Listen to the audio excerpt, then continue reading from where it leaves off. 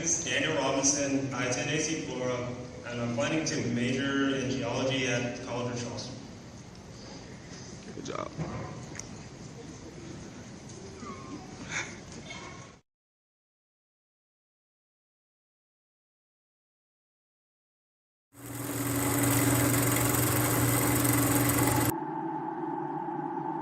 When the lights and camera turn off, I will be here.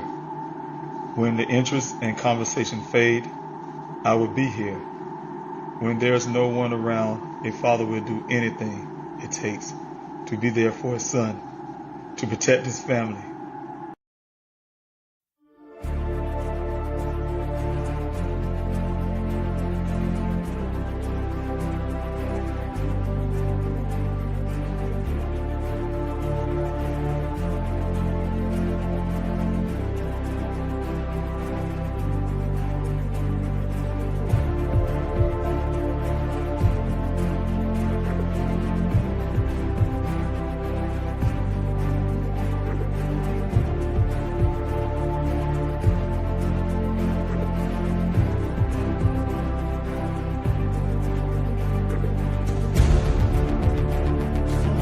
David.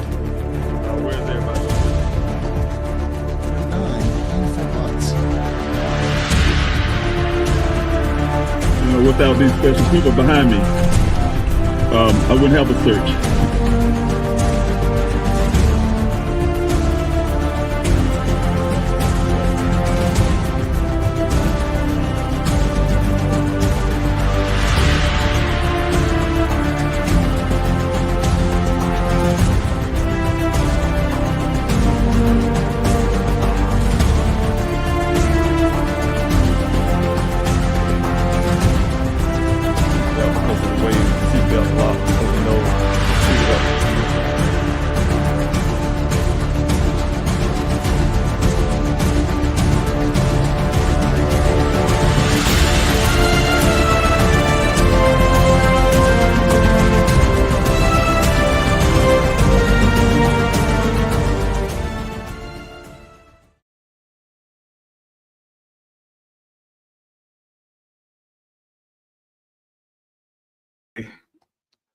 Hello, everyone. Dave Robinson here, father of geologist Daniel Robinson. Thanks so much for being here with me. Really glad to see each and every last one of you being here tonight. Those who were able to come on the Instagram side as well as the Twitter side. So thank you so much for joining in. This is the week here. I want to do another Q&A, a little part of Q&A, as well as talk a lot about about my son's story to give you some context of what happened over the years, where I stand at right now in search of my son, and what we are planning to do going forward. So thank you so much again, like I say, for everyone who's here tonight. I see a few on Instagram side, on my personal page, as well as those who are on Please Help Find Daniel. Thank you so much. Those also in the comment section. If you're in the comment section, I really want to appreciate you too. Those on the YouTube side, Facebook, and also Instagram, Twitter. So thanks so much. I really appreciate it. Today, I just want to try to see why my screen's so small, but today I want to be able to talk about like some other family member story out there, because there's a lot of people that go missing every year. Something that's very important to me. Like I said last week. Okay, I think I see what's going on here. Okay. I want to make sure I get my screen right. I think we have some little issues with the screen, and I want to make sure that I'm getting everybody on. So, again, I apologize for starting off this way, but thank you, everyone, again. But yeah, I want to talk about some of the families that have missing loved ones. Like I said, it's something that's very important to me. I am, really, really, I have never known that so many people go missing in our country until my son went missing. Like I was telling you last week, I was sitting down in my area of my home where I tried to relax and try to make sure that I get rid of some of the things that have been happening in my time, my wartime experiences. Being that I'm a veteran, a combat veteran, and sometimes we have to deal with a lot of things that we had to take care of when we were in service. So those are the times that was able for me to be able to reflect and try to move on and move past. But then you end up finding yourself out, like I said, for myself and my family, I found myself out in the Sonoran Desert of Arizona searching for Daniel. But at the same time, it educated me. I started learning a whole lot more about missing American cases, why people go missing. My family and I, we have a real lived experience of why some people remain missing, and some of the things that could happen, that could be improved and done a lot better. Those type things. So it's really helpful, but it's also hurtful, more so when you have a missing loved one. But it's helpful because it give us as a family opportunities to try to help as many families that we can along the way. And so that has been my journey from the time of my son going missing until now, is to try to do everything I can to not only do everything I can to find Daniel, but to make sure that I'm also searching for other families while I'm doing so, and do, like I say, anything I can to help that process. But to go along, I'm really trying to see if I can get the screen right, because I see I have a half screen, and I'm trying to figure out why it got that way in the set where I'm trying to clear that off if I can, and see if I can get something that can better this. I just don't like the outcome. The screen, I'm not getting it right. But I'm just making sure that one on Instagram having a hard time. A lot of times when I'm doing these lives, I have some issues for Instagram, and I want to make sure that you guys can see me okay. That this smaller screen is not being a hindrance to the way you can see my image here. Let's see if I can fix this really quick. There we go. I got it. All right, now this is even better. I think all of you should be able to see me a lot better. I hope on the Instagram side. The screen looks a little small still, but again, I want to share some of the stories, and I want to first start off with talking about my son's story, just a little briefly for those who don't know about Daniel's story. It's a continual mission of mine to find my son. When I was traveling those 2,000 miles from Columbia, South Carolina to Arizona, I had to treat my son's case like a mission. I had to put on my military hat back on, the training and you name it, just to make sure I can be able to do everything I can, keep a level head, keep my emotions down enough to be able to be effective for Daniel. So I didn't know what to expect when I made it to Arizona, but I definitely had to make sure I do that. But Daniel, geologist by trade. He grew up in Columbia, South Carolina. My family, we like 4 generations, Columbia, South Carolina. But he's the youngest of his siblings at the time, and he a lot of people know that he grew up with, he's born without a right hand. Something that never, ever been, I say this all the time, nothing that's been a hindrance for Daniel. Daniel only one time asked his mother what happened to his right hand. Of course, she gave him a story of why, of where, and he never asked again. But at the same time, for us as a mother and a father, we had our concerns about school and things like that, dealing with other children. Sometimes children can be hard to deal with. You know how it is growing up, going to preschool and some of these other schools. Children can be really harsh at times, ask a lot of questions and things like that. But one thing we have found for Daniel, he though we wanted to help him by getting prosthetics to help him along the way, he always had this thing where he just rejected it. He didn't like it. He just wanted to be himself. And so he had to teach me and his mother that he just wanted to be himself. And he proved that. He proved that in the long run. We saw him just growing up, like I always mention a lot, just some of the smaller things I talk about. It's a whole lot of things. Teaching himself how to even tie a shoe, to be his siblings in video games, how to adjust when it comes to teaching himself, when he taught himself how to play the French horn, his first instrument, also the trumpet, and he did a little bit of sports, and just all of that. So being a younger child is like any other child.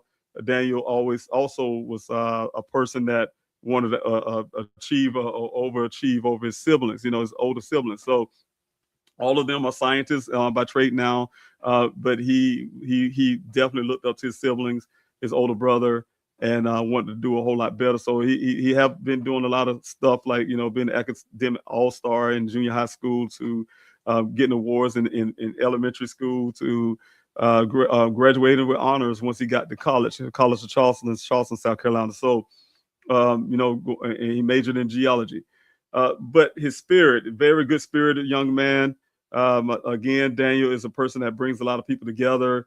You can see right here, he going missing. I mean, thousands of Americans all across the country, even abroad, those who are international people came in together to try to help me locate my son, supportive in all kind of ways, whether that was funding through donations, to making phone calls, to prayers, to good comments that I see in the comment section, keep my morale up, to you name it. People just came together. And so I really say that's a sentiment of his spirit, the kind of spirit of person he is. Very friendly. Story really quick was when Daniel was in college at College of Charleston in Charleston, South Carolina. His siblings, twin sisters, was in college along with him down in College of Charleston. And oftentimes, him being the freshman in his freshman year, I think they were in their sophomore year, or they going into their senior year in college. They was really concerned about their young brother because he's always with his friends, and so he liked to hang out with his friends and have fun. And you know, so they report, hey, but they can walk down the street like his sister would tell me, and people run up to him and they know him all around the campus. So very, very friendly oriented person. People like Daniel. He definitely could pull a lot of friends. Him and his friends did their first travel to Puerto Rico for trips, and they go camping and, you know, all kind of things. But to go along with this, Daniel also has an entrepreneurial spirit. His goal is to be a millionaire before he turned 30. He also wanted to own his own business. He wanted to do something in this field of geology, but own his own company. And to that, one thing, Daniel, when he graduated from college, he went to Flagstaff. Flagstaff was some class he had to take right after graduation. I didn't really understand why, but he took a class right after graduation in Flagstaff. But once he got there, he said, hey, I'm not coming back to South Carolina. He fell in love with Arizona. He loved Arizona. He stayed in Arizona. He went to Phoenix. He found a friend, a person who worked for Matrix New World, and he lived there for a while. The gentleman to get his apartment, and again, I want to back up a little bit. He also landed his first job with Matrix New World. Matrix Southwest Groundwater is another name for it. As a field geologist, they hire him on.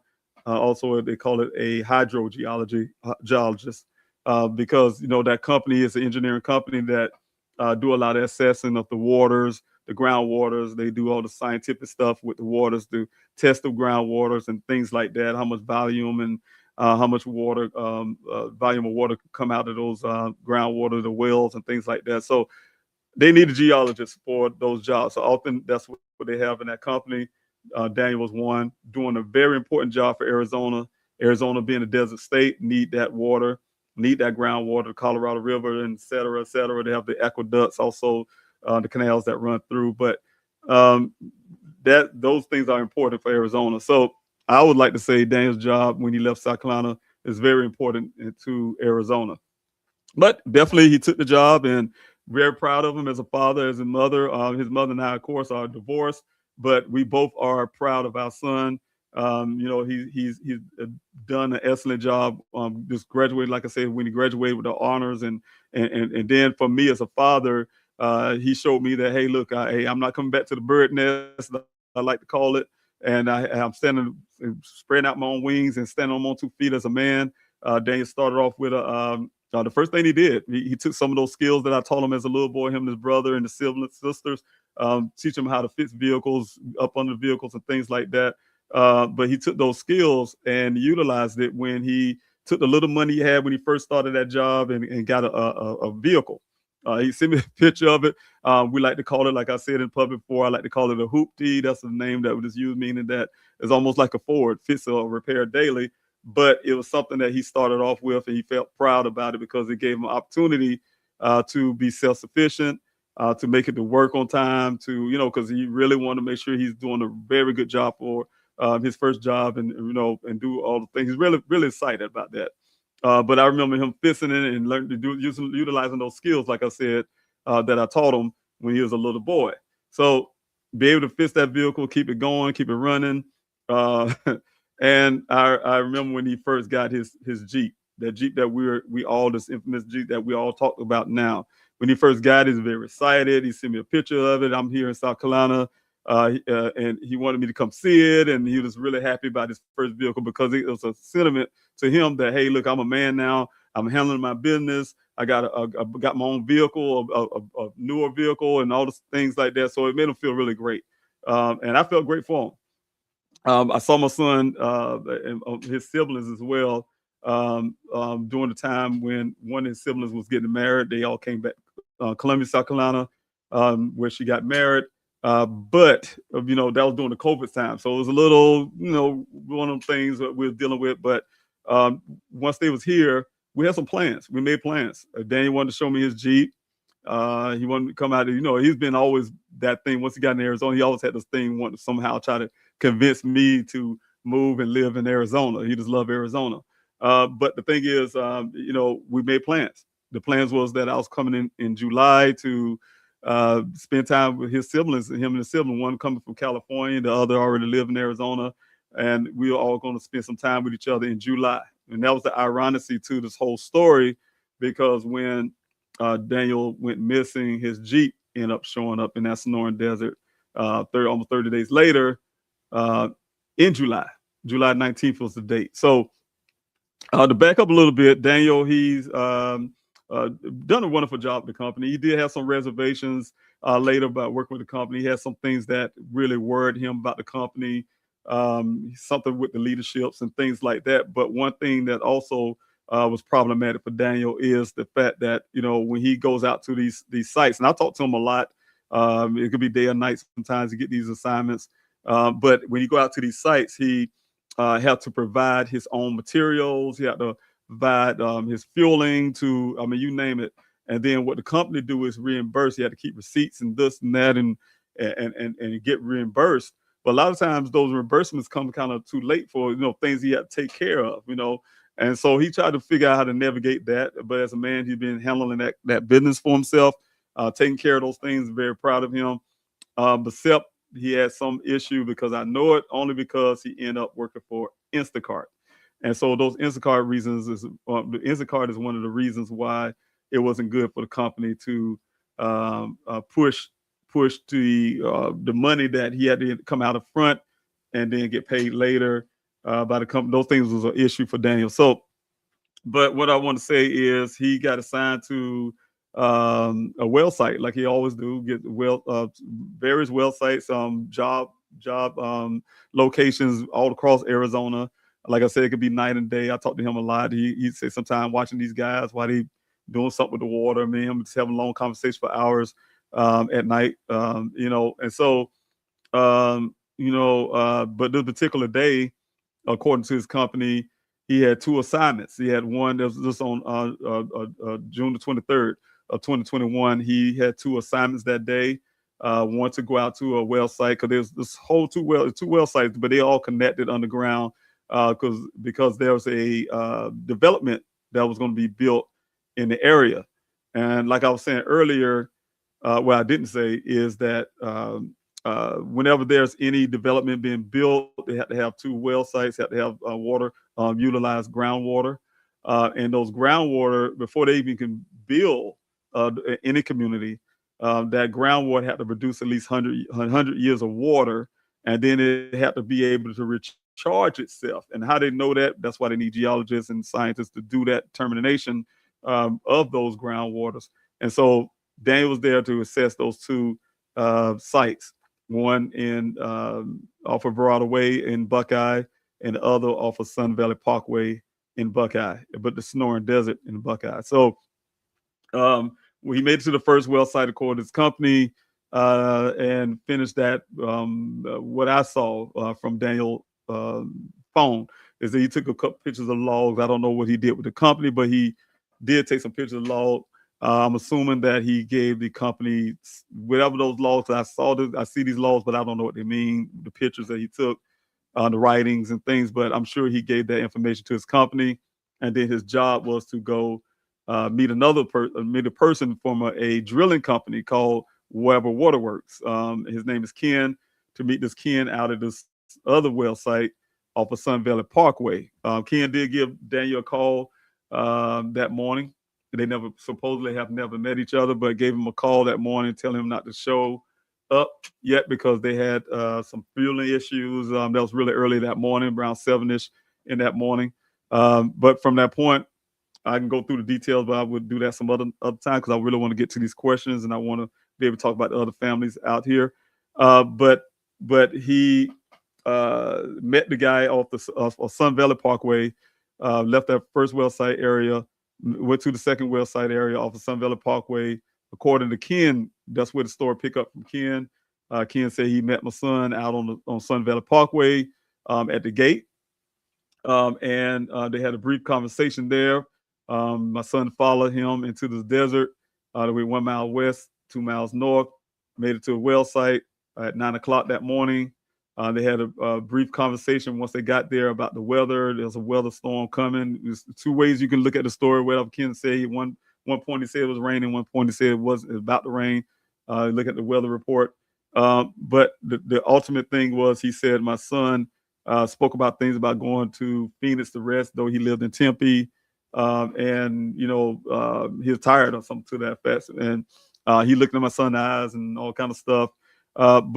But the whole point is he said my son waved off to him, got in the vehicle, drove off, and never been seen again. Now, 30 days later, my son's vehicle showed up. Like I was saying, it showed up right here. I wish I had the picture a little bigger, but it showed up in a 20-foot ravine in a remote area of the desert, about 2 or almost 3 miles away from that well site, further into that desert and remote area. It was a 20-foot ravine lying on the side at the bottom of that ravine. And it was lying on the passenger side, according to law enforcement and according to the rancher who found the vehicle. And according to law enforcement, everything he was wearing on his body, from his clothes, from his underwear down to his socks, was lying 3 feet away from the vehicle in a pile. All his personal effects was there. All the case on the water that he brings to work with him was untouched. The cases of water, and so those type things were located in that vehicle. Fast forward to go back when I had to put in a missing person report on June 23rd. I got a call from my daughter sometime that evening, and it was my daughter was really uptight. She had a person from Daniel's job come to her apartment. She thought that was really, it was bothersome to her. At first, she didn't know how this guy knew where she lived, but he explained that he's off the job friend of Daniel. And being a friend of Daniel, he drove there, I think, on occasion according to this gentleman, and that's how he knew that he see if Daniel was there. He explained to her that no one have seen him since that morning. He told my daughter that it was around 8 o'clock that morning. No one have seen Daniel. He's just looking for him, right? And so the senior is there. Of course, that made her really upset. My daughter called me. I was here in Columbia, South Carolina, again in my area of my home where I like to relax. And Daniel, like I said, Daniel, my family, everyone knows what that place is, to relax and try to reflect, and those kind of things that you deal with when you're a combat veteran. And so from that point, of course, I had to hear my daughter. I can hear it in the reflection in her voice. I know she's really upset. She's really don't know what to do. She's really, really uptight. So I had to make sure, of course, as a father, to make sure she's calm, make sure she's relaxed, make sure she's being able to be okay. And so once we got to that point, I had her to go to Dane's apartment, take someone with her, which she did. Go to his apartment to see if he's there, because I didn't like the way the story sounds. So I want to make sure she has someone going with her. She did make it there. When they got there, I was told that I was on the phone with them. I was told that she could see a light on inside his apartment through a blinds on the patio, but his doors are locked, but his vehicle is gone as well. That still wasn't something enough for us to really panic over, or for me to really get uptight about. We just want to make sure we do our due diligence first, and that was the first step. I also called his mother. I'm sure she called her mother. She called her sisters, I'm sure, and her brother. But I'm sure all of us was calling around family, friends, anyone we could think of that probably heard from Daniel. And lo and behold, of course, no one heard from Daniel. Those things started becoming a problem. That's when it started becoming a little more problematic, especially when I look at the time difference. We are 3 hours. We're 3 hours ahead of Arizona at the time of the year in June, and here in South Carolina. And so when I look at the time and I look at what's happening in Arizona, I'm like, hey, that's 6 hours since someone seen my son or heard from my son, according to this person. And so that's when it became problematic. So I say, look, that looks suspicious. It got a light on in the day. You have, some of those things. Nobody heard from him. I wanted someone to go into his apartment to see if he's okay. There was no foul play going on. Somebody did something and they took his vehicle. I mean, there's all kinds of things run through my head. So the first thing I did is reach out to the Tempe Police Department, which I was very hesitant. And I can be honest with you guys, I was very hesitant only because there were situations during the time where law enforcement was being called for different various reasons, and then the person they supposedly go check on, they end up shooting somehow.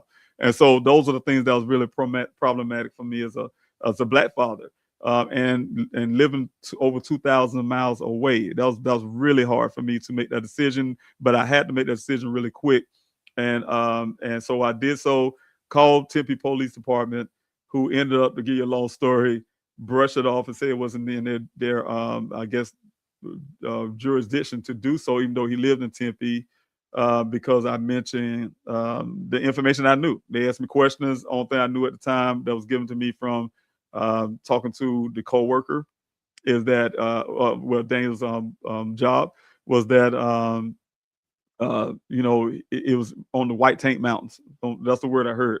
So I was relaying that to Tempe Police Department. Last seen near the White Tank Mountains, wherever that was.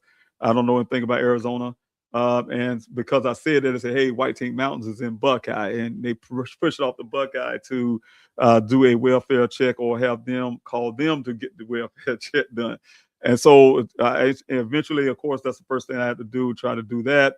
But at the same time, because of the length of time that Daniel been missing, because nobody heard, then I want to say, hey, it's a missing persons report. We need to find out. We already did our due diligence. We know he's not around. We know he's broke his character.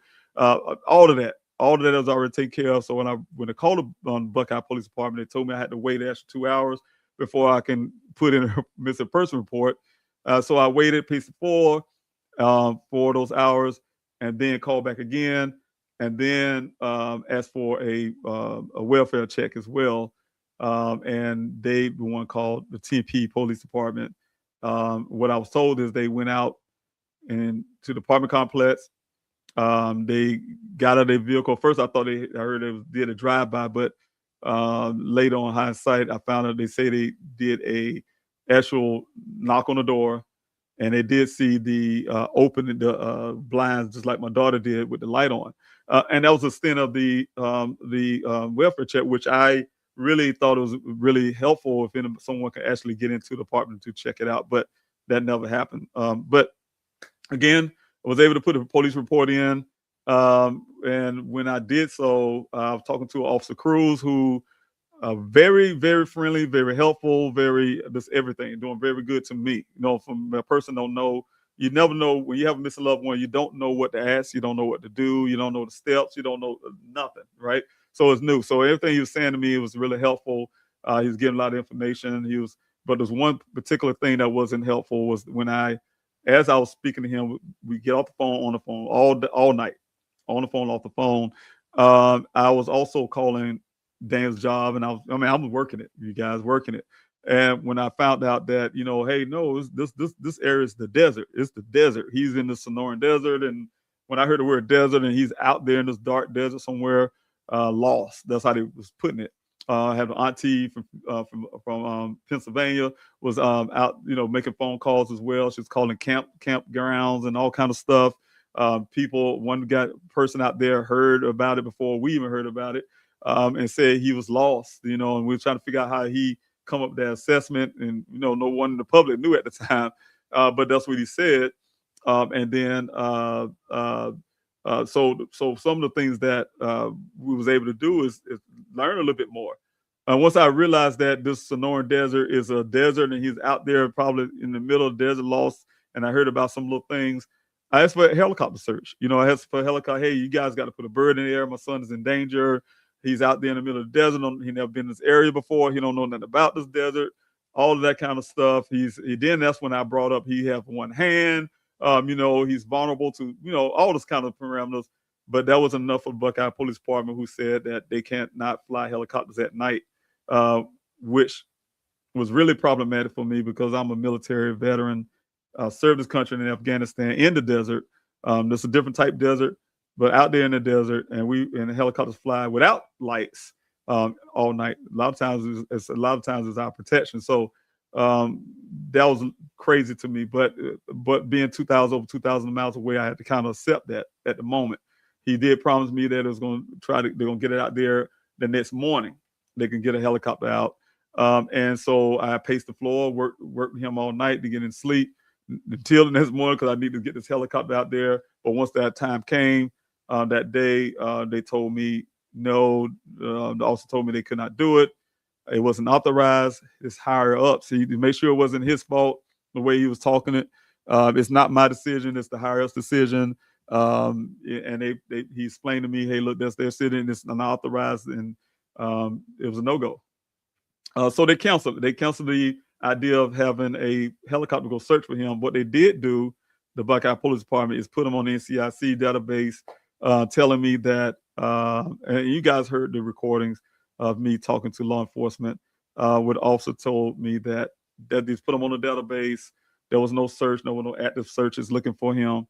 But they did put him in a database where if he came across a camera of another law enforcement, no matter where he at in the country, basically, the camera will pick up his license plate.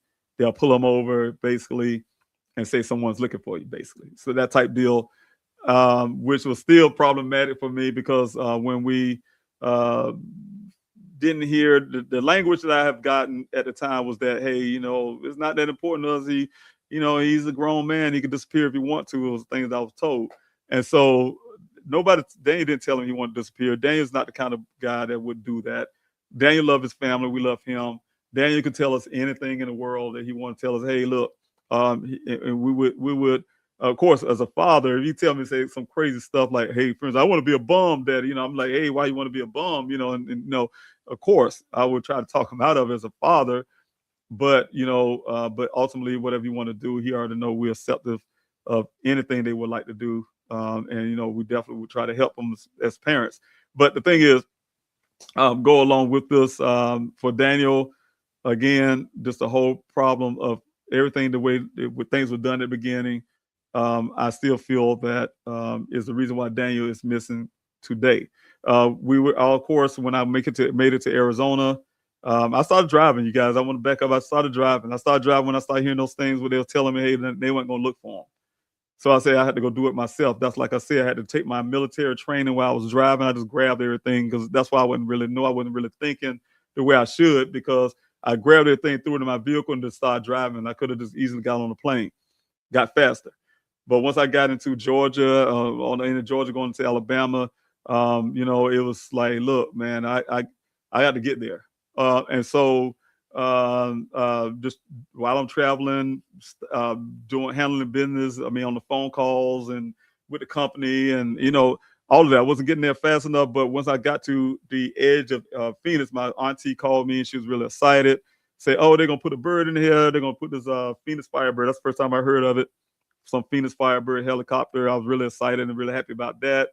But my mission was, in my mind, once I got to Arizona, I was going to find my son. I was going to find him that day. I was going to get my son, find my son, and that's what I really believed. But once I got in Arizona, it was a different story. Picked my daughter up, who was living in Phoenix at the time, and she and we did a lot of work. I mean, a lot of work. We went to the only thing I knew, being a military veteran. Whenever we get issues like when in Afghanistan, some things that happen, the first person we called is the Red Cross, right? So that was already in my head. I went to the Red Cross, of course, because of the COVID situation. They had a building. The building was open, but no staff was there somehow. And then I went to the NAACP, being a black man. We reached out to the NAACP, could not find them, their building. That was the issue I had during the time in Phoenix and in the Arizona area, I guess, what I was hearing that time. They was getting heavily death threats and things going on at the time. And so they kind of just be very careful security-wise. So it made it very difficult for me to get help that way. So the next thing my daughter and I did was also went to law enforcement, and we wanted to make sure we gave them everything we can that we knew. In the meantime, we also was I spent a lot of money on the airport. And it might sound kind of crazy, but we checked literally every parking space there is in that Phoenix Sky Harbor Airport in Phoenix, Arizona. Even the private ones and everywhere, just to make sure to do our due diligence again, to make sure Dan did some odd thing that he never did before, skip the country or something, or town or something. I don't know. But my daughter at the time knew exactly what his vehicle looked like. She rode in them many times. As a matter of fact, even the week that he went missing, they had plans to go hiking that weekend. So, but the thing is, we checked every one of those spaces. I mean, going in and out, they had to end up going in and out the airport just to get to those spaces. But the thing is, we did those things.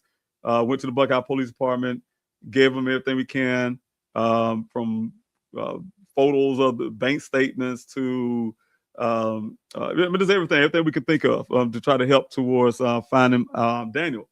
One of the things we asked for, and the really big question we asked for, and that's a typical anybody. When you first meet law enforcement, you sit down with them, the first thing you're asking for them to do is get these cell phone pings, right?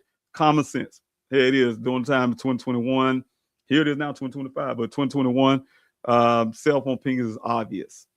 We have things that we carry around every day of our life. This pretty much, anybody can tell you, a phone is your life. Pretty much, you have everything in it. And when you have those things, the technology we have in 2021 at time and now, that tells you everything. I have a smartwatch on, and my smartwatch can, keep up with a lot of stuff. So of course, that's the first thing obvious. That's just no brainer for anybody. That should be a no brainer for law enforcement. It's no brainer for anyone and utilizing technology the way it can be used to locate someone, right? So we asked for that, and then they told us first thing is, no, we can't do it. No, we can't do it because we can't get the cell phone pings because it's not a criminal case. Okay, how can you get it? They can't get it. Oh, next question was, okay, well, y'all have any footage, because I know you go to many, here in South Carolina, I drove trucks for many years, and I've been in every state except for, of course, Hawaii, of course, and Alaska. But I've been everywhere in this, this country, and every state I've been to, you have traffic lights where they have cameras, etc. You hear the stories where if someone was to go rob Bank of America tomorrow, I guarantee you, when it comes to that money, they can bet that person from the time they went to go dump their trash that morning out of their apartment or house or wherever they live. But somehow, when it came to being a human being, a person, what they told us was that all the cameras may have been off, or they can't find anything, but they end up finding some picture of Daniel's vehicle when he went to go travel to see his sister in California. So I don't know if that picture came out of California or Arizona, but that's the picture they say they have. But somehow they were unable to get any kind of footage of him living in his apartment, going out the street, going to the gas, whatever the case may have been, to get to this location so we could get something. So the next thing we had came up with, his mother called me, and she was like, he had this, the system is called like OnStar, but it's called a Uconnect. And I said, wow, okay, great. So the way she made it sound like he used it all the time. But so I mentioned the law enforcement. They said it's going to look into it. They first told me that when they came back to me, they say, well, we can't access it, or something to that effect. Then they said, well, we was able to get into it. They came back later, said we was able to get into it, but it came up with all 0 grids. And I'll ask them, like, what you mean by 0 grids? It's not showing no location. All the location is gone as 0, just blanked out. And I say, well, why is that? It didn't make sense to me. He said, well, the Uconnect folks says that only happens if somebody sabotage it, damage or disconnect the battery of the vehicle. Those kind of things would cause that. And so we even asked for, I think it was something else that can go, so kind of like almost like a low jack system part of that. They claim they can't get that. So anything we asked for, they say they couldn't do it. They can't do it, can't get it, can't do it, can't do it, can't get it. So that was been a problem for us as a family. And you know, especially me being on the ground, it was really hard. It was really hard. So of course, from that point, spending many days from my hotel room, going out driving 40 miles up to Phoenix, to Buckeye, the Snoring Desert, to stand at that gate with my binoculars, trying to locate Daniel, looking in the desert, until I, you know, decided to start my own searches. And so when I decided, because the reason why I just had to do something, I was about to take my vehicle in that desert against Buckeye's advisement, because they really was like, oh no, don't go in there because you're gonna get stuck and go down ravines. And you know, I didn't know much about the desert, so to learn about the desert every night once I finished doing all my city search. During the time I had a city search, it wasn't a desert search. I had a city search where I was going to hospitals, mental health wards, homeless population. I mean, all across Arizona. Just doing everything I can to get information, be on social media, talking to you guys. Built the website. Please help find Daniel. Putting content up. I mean, I did a lot in the day, but at the end of the day, after thanking you guys, I made sure I try to get every comment to say thank you for support.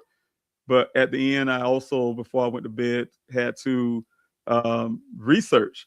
You know, like I said, I look at that desert with my binocular. It looked nothing like Afghanistan. I mean, it like dirt, it like desert, but Afghanistan don't have so much brush and stuff like that. So I had to learn a lot. I learned about that land out there. I learned about the prospect mines, the gold mines, the this and that, and the ravines and the washes. And I mean, I can just name it all. I can tell you everything about that desert out there now. But I had to do all of that to try to figure out how I'm going to get in the desert, because that's the only thing that kept me from my son. That's what I felt. And it was running me nuts. And so I was able to also, with social media, reach out to people asking, hey, anybody know about this desert? Anybody live in Buckeye? XYZ. People started hitting me up. I ran into a gentleman who actually lived in Buckeye, who actually been in the areas before, know about the area. And he and I got together. We crafted searchfordaniel.org to open a search for Daniel. And from that point on, that's where my first searches began. He became my search coordinator, and we kept the search started beginning from that point. So, long story, that the search is had gone on for 50 weeks. That's just the counting of the weekends. They're not counting the weekdays of searching, but the public search was 50 weeks now, as of April 12th of 2025, is 50 weeks. But it's not also counting the probably 40 some weeks of flyer distribution out in Phoenix and some of the other areas all across Arizona.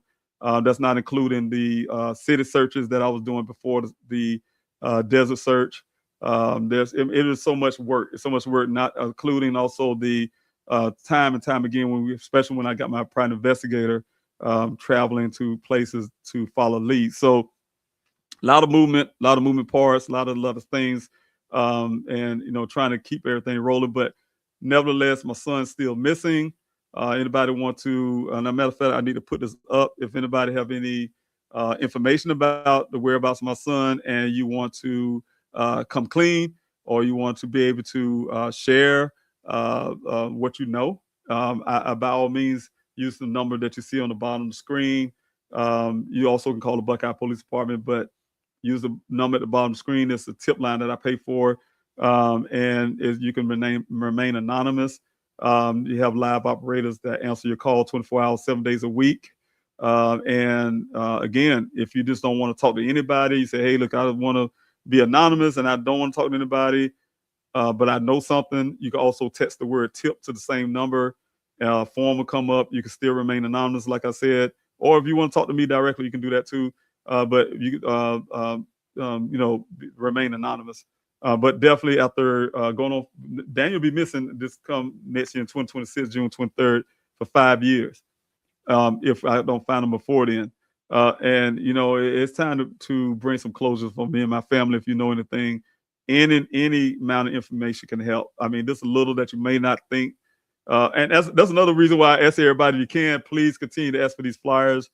I need to get the flyers out still, is because, I use an example. I said it before last week. Been in Arizona. I went to Arizona April 12th this year, but been in Arizona. I can go in Arizona, talk to people about Daniel, and they never heard the story, but they lived there all their life, and they've been there all their life. They've been in Phoenix, they've been in Buckeye, and didn't even hear the story. But some of you guys have lived, don't live nowhere near Arizona, live in another country, and you heard about Daniel's story. And so what I'm saying is room to still get these flyers. This flyer, like you see on the corner, get that flyer out there, because it just need to hit one person that may know one little something. And that one little something could be something like hey, on June 23rd, 2021, I was I was driving down the street because I was getting on the plane because the U-Haul or the moving truck took all our furniture down to Little Wissy, Georgia. I always like to use Little Wissy, Georgia because it's a small place. Little Wissy, Georgia. That's where I'm moving to. Was running down Sun Valley Parkway and I saw XYZ. I seen this or I seen Daniel, but they didn't think nothing of it. But then here it is, you take a flyer and you live in Little Wissy, Georgia, and you've been putting those flyers out in your community for me. And then you hit that person, they look at that flyer and say, you know what, I seen this guy, I seen him, and then they jot their memory and they reach out to me and have a tip that can lead to something, right? So that's what I depend on when I ask people to continue to do flyers and things like that, to say, yeah, Mr. Robbins, you still want people to give, yes, don't trust me. Word of mouth is important. We have a big country here. We have all these states, 48 states out on the mainland. And we have a lot of cities, a lot of communities, towns. And I mean, even if I've been doing this for over 5 years or 10 years or 20 years, I'm sure it's gonna be somebody who haven't even heard of Daniel's story. So, but it give me the odds a lot better when I have people like you sharing this story and passing the story along, whether you're sharing on social media with the flyers, word of mouth, those type things. It really helps. And that's not just talking about my family, but it talks about other families. So I'm gonna go in the comments section real quick and tell you all thank you for who all in the comment section. And then I'm gonna share some stories, some missing loved ones. Aurora, thanks so much for being here. I really appreciate you on the YouTube side. John, thanks so much for being here. No, I didn't play for the Giants. No, I have not. It would have been good if I did, but no. I cut my football time out way in high school somewhere. But also, Rebecca, thanks so much for your prayers and prayers for you and your and prayers for your family. My brother has dementia. His name is Michael. Yes, prayer for him as well. God is a good God, so I really, prayers for your brother as well, Michael. Your brother Michael as well. So thanks so much for being here. And I'm glad you did this on Zodiac. Thanks so much for being here. Also tonight, a little bit, I'm going to answer some questions. So if you have questions, do like Zodiac did here. If you're on the Instagram side, I'm going to try to look at the screen because they don't allow me to put it here on the main screen. So I have to look off screen to see what you have put up. So that's why if you see me look off screen, that's what I'm doing, looking at two different Instagram pages. But if you have a question, do like Zodiac have done here. Put the word question in capital letters like this before your question, then I can identify it as a question, or a capital letter Q, or the question mark or something where I can identify your comment as a question. But Zodiac, have a question here. Do you think someone or somebody had ran their vehicle into your son's vehicle intentionally and planted it in the ravine wherever the accident had taken place? That's a possibility because of the red transfer paint, and we still to this day don't, it hasn't been tested. I haven't gotten it tested. Um, I don't really have confidence that Buckeye Police Department would do that, or if they even have the vehicle at all. So like they promised. But the thing is, that red transfer paint is something that just cannot be ignored. Though a lot of indication to me is that, yeah, they really just push it under the rug. Law enforcement, I'm saying, push it under the rug because it's an extra layer of something they have to go check into. Um, but um, but yes, I wouldn't rule that out, because of what my private investigator found evidence of is, the vehicle was staged in the area. Again, Zodiac, you will also know that gentleman that I told you guys last week, we'll be sharing some stuff with y'all pretty soon. Some very good, compelling stuff that law enforcement hadn't done. Of course, the work for me is still continuing on. We have people with brighter minds who's been put some things together well. And when you look at it, you'll find some things that matches up with the evidence that we already found. And so we'll be talking about some little possibilities of what to lay some things out, what really happened out there in that area where the vehicle was found. So look out for that. Also, Elena, thanks so much for being here. It hurts my heart that Daniel is still missing. Yes, thanks so much. It hurts me every day. It hurts me every day, especially around this time of the year. I tell you guys, for any family, and I'm just not talking about just for my family, but any family that goes through what we're going through, there's birthdays, there's holidays, it is so many things that um, families like ours have to go through, and you know, it's never easy. It's never easy, especially like on the holidays when you don't see that person. Like his sibling. It could be a time where they say, "Hey, look, we're not coming to South Carolina this year. We're gonna spend, the holidays wherever the state they live in." I mean, that's understandable, but we don't go without phone calls, and don't go without, sending pictures. My daughter send me pictures all the time, my twins, and so and we talk on the phone. And so what I'm saying is during the holidays, and that really kind of stirs some things. I'm not a big celebrator on certain holidays, but they are. And like I tell people before, we had Thanksgiving, we could have Christmas coming up. Some people don't celebrate Thanksgiving, some people don't celebrate Christmas. But one thing for sure, a lot of times these holidays give you a day off, and those day off, a lot of people travel across town just to see see their loved ones. I'm saying missing loved, but see their loved ones, to be able to spend time with them, right? Because otherwise you don't really get it because you have to work, and a lot of us have to do these 9 to 5 jobs. So whenever you see these holidays and you don't get the opportunity, I'll give anything. I was looking and listening to, and you're probably gonna hear the video shortly. Video from a family that I love very much, Zelic Williams family.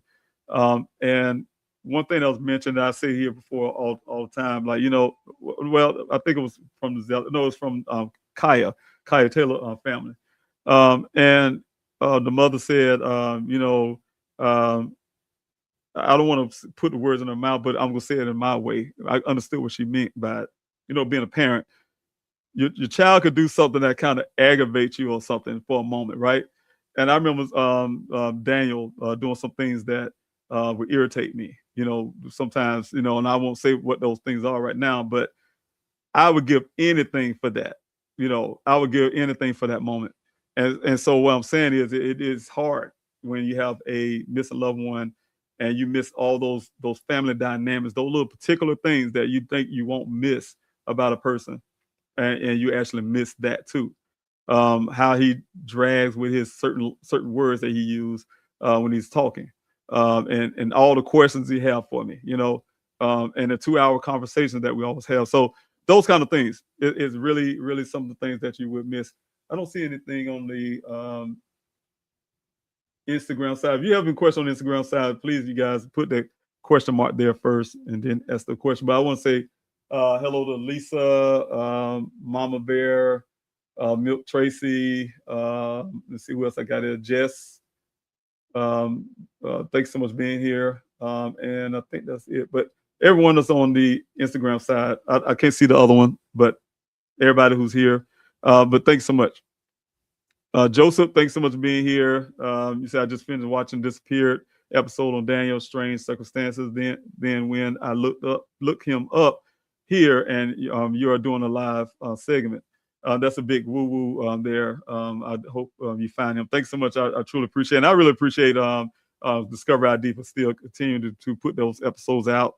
It really helps. I hear people already all the way in London and the UK and Switzerland and everywhere else talking about that episode. That's really helpful. So I really appreciate it. But I want to mention one thing, though, I was have to say about the episode, and I say this respectively to Discovery ID, is that their mother and their brother, and I did feel a little sore because I'm on the ground. I'm the only family member out on the ground in Arizona fighting. And I remember when that episode was coming, they asked me to participate. I wasn't able to because I had some other obligations, but they did have his mother and his brother to do that interview.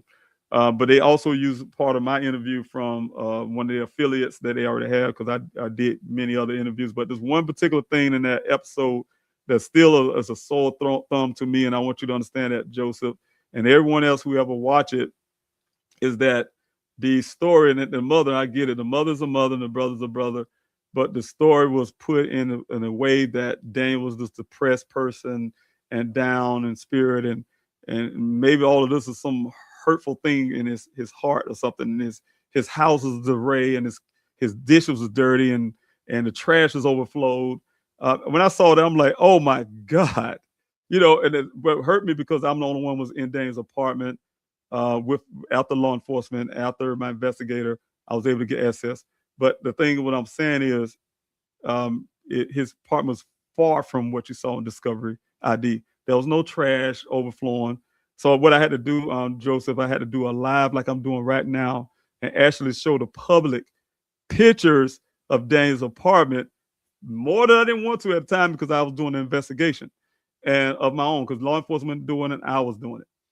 I was doing an investigation. I didn't want to release it, but I released some pictures to show the public how clean this apartment was for a gentleman, for a bachelor, you want to say, a young man who's a boy. He's not a girl. He ain't got no pretty curtains up and some, fancy dinnerware or something, but for a guy.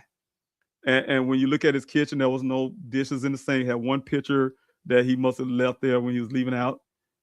His trash wasn't overflowed. There was his I even had to open his fridge. The only place in that apartment that was a disarray was, and I got that from law enforcement. I got it first from Detective Biffin. Then I got it from my investigator, who came to me and said, Detective Biffin first. He was like, Mr. Robinson, your son is a messy child. No, you shouldn't be, because his mother taught him better. But he showed me the pictures. Nothing wrong with the living room, nothing wrong with the kitchen, but his room was torn all up, right?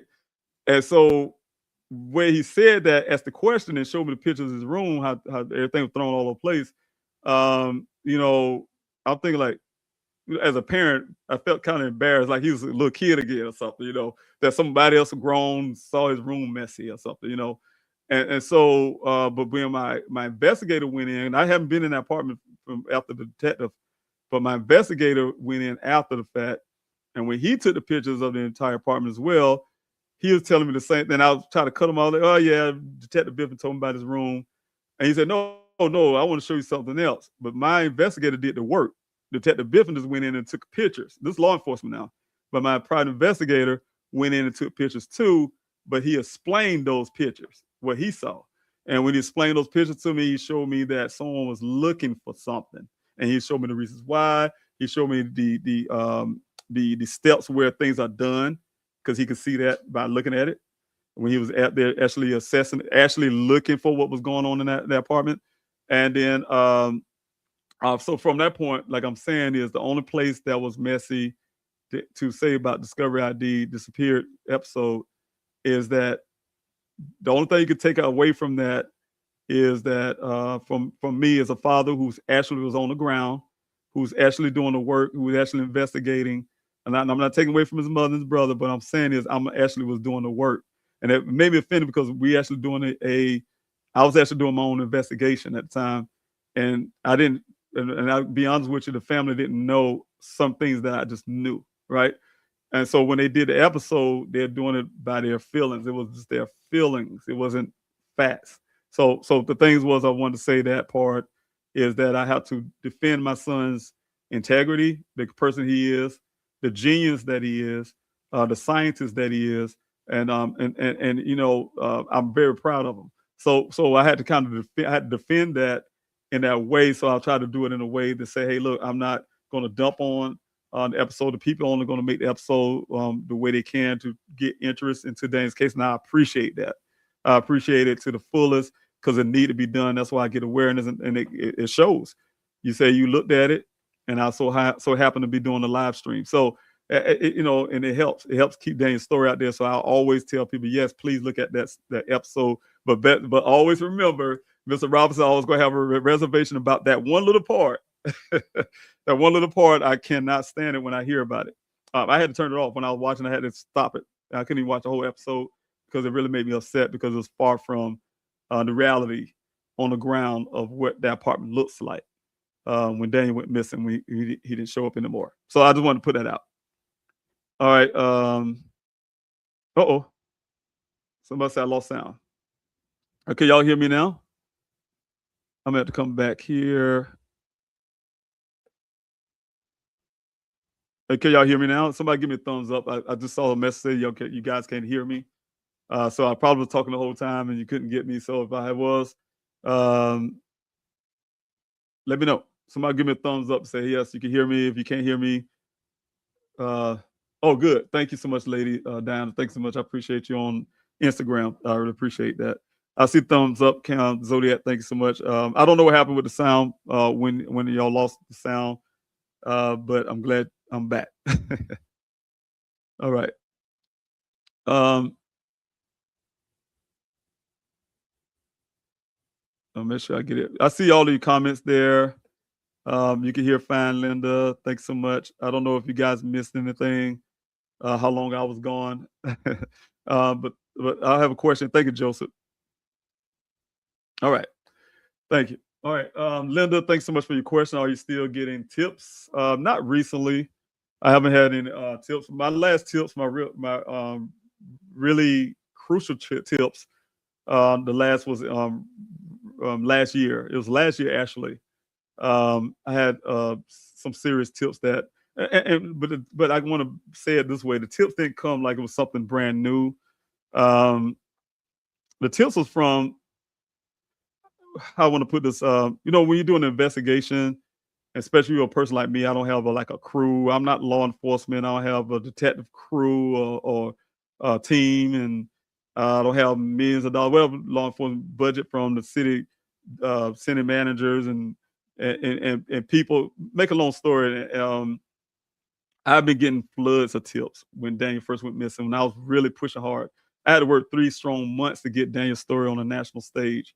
And doing that, trying to do interviews, to, oh my God, keep on social media, keep his website updated, holding city searches, then doing desert searches, and then running like a rabbit from the desert at noon, 12, 1 o'clock in the afternoon, turning equipment in and rushing out to get into the city to meet the people who come out for the city search and do the city searches and all of that, and then go back home. Make a long story, and still investigating at the same time. I got a lot of information, and then it ended up getting lost in my files, right? And so last year I was going through old tips that I received in my files, and I still have some. I have some that still need to be explored. I have one that's out of California that need to be explored. But the thing is, I had this one that seemed very credible. It was an older couple. It was based on their eyewitness account.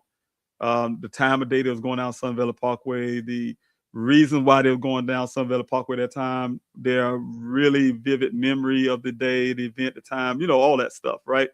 And so, and I got that tip from a person like you guys, who's been following Dane's story, who's been trying to help me as much as she can from afar. And she was able to find this person, these people, because they was out on social media. I guess some kind of way word about them got on social media, and making a long story gave me an opportunity to get in contact. So, but that tip, what formed the search that I had on April the 12th this year. At the same time, when I went to go try to get that tip, start rolling the ball on it, I called the Buckeye Police Department, and they didn't tell me. This is the crazy part, you guys. They didn't tell me, but Detective Biffin either quit or he got fired. I don't know what happened. But they said, make a long story, they had me leave him a message saying that, hey, he went answer his phone. And so when I actually got in contact with one of the ladies, she said she talked like he was there. Like, oh yeah, asked him a question when I needed him. I told him, hey, look, I need to talk to him about Dane's case. And then they put me on the phone with someone else and say he don't even work there no more. Like, that was crazy. But anyway, found out that he had a new investigator. They had a new investigator. I talked to the investigator. His name is Detective Justin Adams. He didn't know anything about Daniel's case. Then he only mentioned when I said something about who I am, he said, "Oh yeah, I'm trying to get updated about the case, right?" So I knew that wasn't a place I can go right there at the moment to try to pursue this lead, right? And so that's why I told him. I asked him, he's very friendly guy to this day, very friendly. I want to believe that there's a reset with the Buckeye Police Department that he actually would do the work, and so that's why I really believe by the way he carries himself. Seemed like he would, but I asked him simply to be a part of the search that I would have. That's when I was coming to you guys and say, hey, look, I'm gonna have to go out there and do this thing, right? But I need the funding and all the stuff. Make a long story. That's why I started at that point, because it's hard getting funding up for these type stuff. And so, so I set all that up, and also at the same time, I was able to look at again another tip that was given to me that was very coexistent with the other. And this other one was, and I'm gonna tell you this in the public, and we'll talk about this, and I'll show you guys one day. But it was a tip from one of my searches. From one of my searches, while they was out searching, I somehow got that missed too. But one of the volunteers that was out searching on one of the grids that I was able to send them out to, found a tree, and it was the same tree area where one of our dogs. But they didn't tell me at the time. I didn't know about all this. But anyway, the dogs that I had to get myself, my own cadaver dogs, my own search dogs, cadaver dogs, for my search, not law enforcement. And that pinged on the area of a tree in this area. Make a long story, this tree was photographed by the volunteers, and this tree have bullet holes riddled in it, right? And so so those were the things I decided to ask Buckeye Police Department to be a part of the search that I was going to have on April the 12th, and I need them to fully vet that again and search that area thoroughly, right? And he said, "Well, we could do it now," and I was like, "No, because after that while, that's from that point when he told me he didn't know nothing about Daniel's case, pretty much he had to update himself.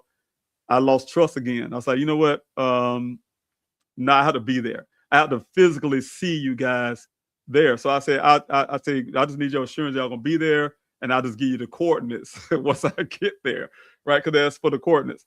And so make a long story, and that's exactly what happened. Of course, you guys know my friend Joseph, Joe Petito. He called me in January, and he heard about the search, and he wanted to come as a friend. He always wanted to come help. So he came out to help us with that search as well. But it also, that search was based on that tips. Like I said, the tip is three parts. I had that first tip, like I said, with the elderly couple. The second was with the search volunteer, and then the third, I have the third search area outside of the line search of the area that I went to do line searches with the area for the elderly couple. But I had to search with the Buckeye Police Department for that tree area.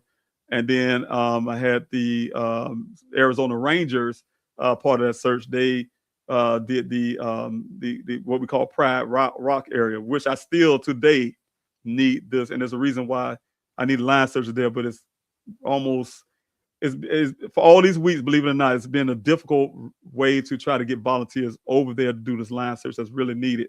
But the people that they have, the Rangers had, they went up on Pride Rock to see what they say could be in the Lions Den. I didn't know Lions actually have one, but to search the area again. I've been up there myself and my daughter, believe it or not. We've been up there. We're looking for this lion den against Buckeyes. Of course, when they say, Mr. Robinson, don't go up there on that mountain up there. There's a lion to live up there.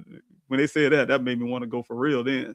Like, oh, no, I'm going to show my son it's not up there. So was able to do that. But I sent the Rangers up there again to double check that area. And so that was the search of that. But the tip wise, you asked the question, are they getting tips? No, not currently, but I hope so. The tip line is still there. The phone number is right here. Also, let me see if I can do this real quick too. Put this on the bottom. You guys can, I think I have the information. Directly hit me up right here. This number, if you guys want to text me this number, you got information like directly to my public cell phone number. You can do that and contact me that way. I really would like answers to what happened to my son. And if you have those, so you can do that too. Any more tips? Also, back to the questions and see, make sure I'm not missing anybody. If you have any questions on the Instagram side, no, I think I see one. But yes, again, Lady Diana, thank you so much for your question. But if you guys have any questions, put a capital letter Q or the word question before your question, so I can identify it. Did they find the tree? Oh, yes, I gave them the coordinates that day. And once I got to Arizona, I gave them the coordinates so they can actually be at the search. Because, I had a bad history with Buckeye Police Department. They said they'd do something, and they didn't do it. For instance, I'm another example. Many of y'all don't know about this either. I had some really good tips about a prospect mine. A prospect mine is one of those mines that's not. It was one that was digged by people who's not professional, but people look for gold. It's still gold in that area, right? And they have mines all over the place, but this one particular mine was unmarked, right? And it was found, but it was in proximity to walking distance for the area where Daniel vehicles last was found.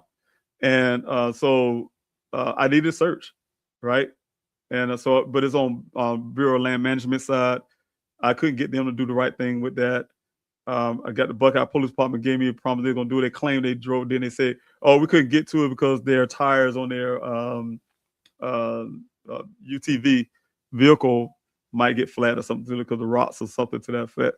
And so it never was done. So it's things like that that still puzzle me. We have another mine that is south of where the vehicle was found as well. I had a bit tire over. I had tire moved, but we can't get down it.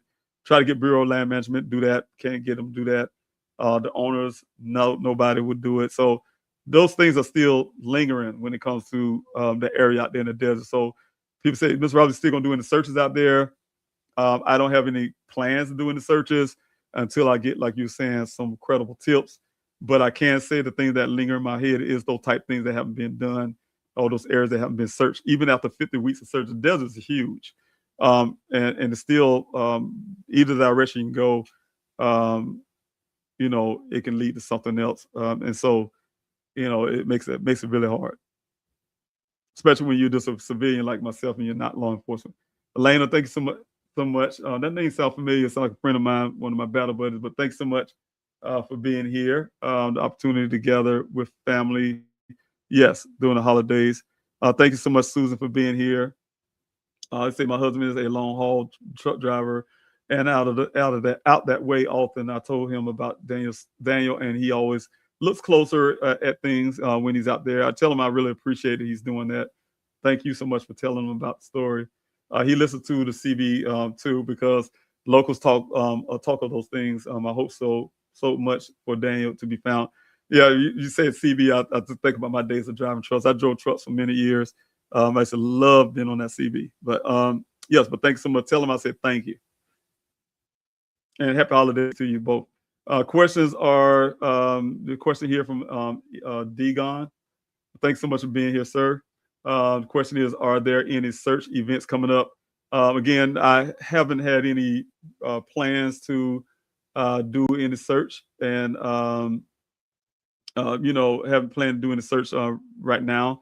And it's a couple of reasons why. Funding is really hard. And, sometimes one of the things I have really difficulty with right now is the funding, because a lot of times people look at it at the GoFundMe, for instance, say, hey, look, a lot has been collected. It have over near going on 5 years, and those money was actually utilized as time goes. So GoFundMe don't actually say change it up. So I see the donations that moves really slow. It moves so slow that it's really hard to plan something like a search, right? Unless it had to come kind of quickly, like a bit bulk. It takes me to have like news coverage. Someone say on a news article, news station say, hey, like what happened with the Petito family. When Joseph decided called me in January and say, hey, Mr. Robinson, hey Dave, man, I want to come to the search, right? Not for Gabby, but I want to come as a friend. I've been wanting to come, right? Yeah, I'm so happy to hear him come. But once they got wind of it and it hit the news, people come there and they want to donate to help this thing come to be, right? So, but that's one thing. The second part is I don't want to spend a lot, because what I did, believe it or not, the last search in April 12th, I had to budget really hard. I had to budget really hard with the funding. I had to plan everything. I have a team in Arizona. They say, you trying to do all that in a couple of days? Yes, I am, because that's all the funding I have. The funding had to last me to be there a couple of days before the search, because I had a mission. The mission is I was able to have to get back in Arizona to clear my son's storage unit that we couldn't afford. I was paying bills in Arizona, and I live in South Carolina. So bills I had to eliminate. So I had to go there and do a lot of eliminated storage units, with the vehicle storage, all this kind of stuff. And the way to do that was it was the hurtful things, because it's certain personal things of Daniel's that we wanted to keep. I wanted to keep. But the most part, when it comes to the investigation part, is also those things that needed to be forensically tested, that law enforcement just didn't do their job for those many years. So my goal was to not only have the search to cover those leads and those tips, but it's also to be in law enforcement face, because like they are not doing right now. They promised me a lot of things on April the 10th, but they haven't done it yet.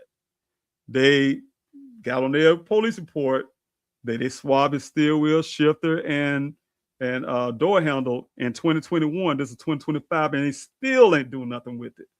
So when they knew I left Arizona because of funding, I cannot maintain my house here in South Carolina and live in Arizona at the same time. They gave them shade to do nothing, the way I take it. Because when I was there, I had you guys backing me. I'm in their face constantly. And when they bragging about these little searches and stuff they do, it's only because I was there pushing them along the way. Because if I wasn't there, they won't do it. And the proof is what's happening right now. So what I'm saying, to have that event, it takes a lot out of me mentally. It takes a lot out of me physically, and it would take a lot out of me financially. And until I get something that's going to be like somebody say, hey, he's right there, basically.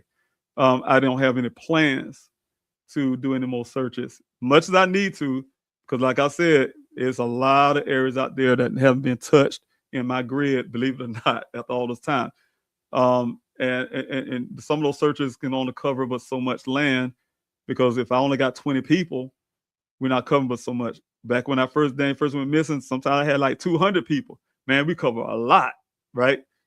But when you're coming down to 20 people, 15 people, whatever the case may be, you're not putting a dent in that stuff, right? So, much harder we work, and I'm not taking away from volunteers. I'm saying the harder we work out there, trust me, people who's on the ground with me, they'll tell you the desert is very intimidating, very intimidating. And so, but the possibility there are things that need to be searched. Like I said, it have to be something that give me a pinpoint location where I can take whatever fund I can grab and actually hit that pinpoint location without overextending things. But I saw something on the Instagram. I said Gibri. I said been following this case since Kendall Ray. Love those folks. Her and Josh covered it. Hope you get answers soon. Thanks so much. I really appreciate it. Kendall Ray and Josh was very, very good to me. They gave me the biggest donation so far to the GoFundMe. They also flew me out to Colorado and brought me on the show. And I thought it was kind of unique with them because I did a lot of podcasts with people, and they're the first ones I would say must be big enough to fly you out somewhere, right? And they treated me very well. When I met Josh, he was came and got me from the hotel, and I mean it was really good. They treat you really well. Had a really great interview together, and got Daniel's story out there. So yeah, I really appreciate them. So I really appreciate what they have done. But thanks so much, Zodiac, for being here as well. I'm gonna put your question up there, Zodiac. But if you guys have any questions, please. That's not a question, but if you have any questions, you guys please put a question mark. I'm looking for those because I want to jump off real quick. It's been an hour, 20 minutes. I want to really talk about some of these missing American cases really quick, and then I come back to answering questions. But say it puzzled me that those 11 additional miles had led to where the vehicles, I guess, was found. That's a crucial piece of your son's case, and the damage onto it, especially the windshield, like it had been beaten with something or beaten in or with something. And you're right. Those are critical things that my investigator pointed out. It didn't match the terrain. What law enforcement want the public to believe that for whatever reason, and it didn't match the terrain. But the other ironicity to this, and I'm telling you, it's so much things that's not in the public, and that's it really hurts me, and it angers me because unless you was actually on the ground with me every day, I'm a father who had to become a detective of his own rights. I mean, I even did so much that I started trying to get my own investigative license there. Did my own work, had to hire a private investigator who did his work, and I still was doing my work. And then I also had 2 other private investigators that you guys don't know about. One, all he did, and I don't put him in the public because he has the reasons, but he did everything that deal with human trafficking and things like that. He was able to put my son on a system, face recognition system. And I don't know if I really should be saying this, but to help us locate. And so that's when I learned about the lanes. When I could say these cartel names, but I'm not going to do that either. But these areas where human trafficking and drug runs and all this kind of stuff goes through. I learned a lot about that. I had one other private investigator that worked directly with me outside of Jeff McGrath. His job, he was in another state though. He's in, I believe it was Washington State. Yes, at the time, but he moved. He was the person who gave me the pointers of what I should do and how to be in a private investor, what I should be looking for and do. So that's why I was able to do my own investigation on my own too, besides Jeff McGrath. And so what I'm saying is, when you start looking at the big puzzle that law enforcement don't want to tackle on, you have to look at the whole picture. And that's why I said I refute any law enforcement loving person who don't want to see the bad law enforcement, like I saw with Buckeye Police Department, versus the good ones that I saw, like in Tempe, for instance. I can use an example, who did everything they can to try to help and actually looking for something, versus those who try to cover, to me, was covering up. Because if you want to get the answers, you need to don't cherry pick what you want in your police report, right? When I gave law enforcement, for instance, information about what Ken told me, and I showed y'all pictures, and I have 2 witnesses who actually heard it themselves as well, and I was writing these things down as it was told to me from Ken, and then on thing they say, oh, that's what he told you, and you never see that in the report. You never see the report when I say I saw these gentlemen driving out of Dane's apartment with a vehicle just like his, laughing and giggling, run out at high rate of speed. You never hear about the vehicle that was seen 2 days prior. Now, mind you, at the time, let's back up. You don't hear the story about the full story of the rancher who stored his opinions about what happened because he was there and the vehicle wasn't there for those 2 days. I mean, 2 days prior to it being there. You don't see those in the report. You don't see the other gentleman, I want to say his name, but who gave, and law enforcement know he is because they talked to him, who seen the vehicle off of Elliott and I think the name of the road right now, Jackrabbit Trail. And the vehicle sitting there on the side of the road. And I'm gonna tell you a little bit about that story, everybody, so you can understand this. Why I'm so thinking there's a cover up and so much with law enforcement. Now, when that vehicle showed up, before it showed up in that desert, 2 days before that, the vehicle showed up, according to the eyewitness who thought it was a vehicle. Him and his wife took a picture of it, went to Buckeye for it. They ignored him. He said they didn't want to talk to him out for whatever reason with it. And so he came to my family. My family alerted me. My family alerted me to this guy because he tried to put on their social media because they didn't take his call or something to that effect. So he put it to their social media trying to get them to say, hey, look, I've seen this vehicle, right? And so they didn't respond to him. So my family alerted me about it. I responded to it, him. And he was really happy to hear from me. He gave me the picture.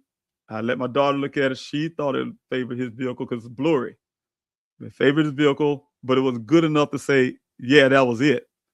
But it was good enough to say it looked just like it, though. And so, from my daughter's point of view, I never seen a vehicle in person before.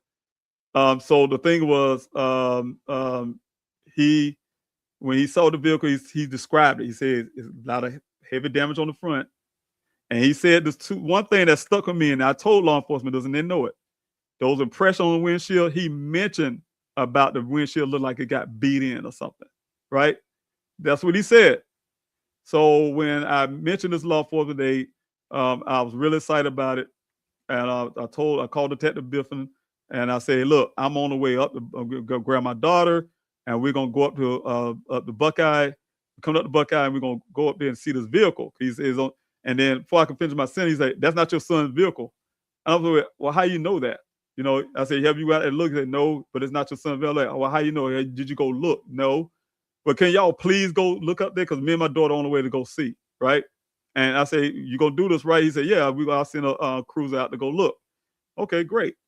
I went to go pick my daughter up and called the gentleman back and told him I was on the way up there.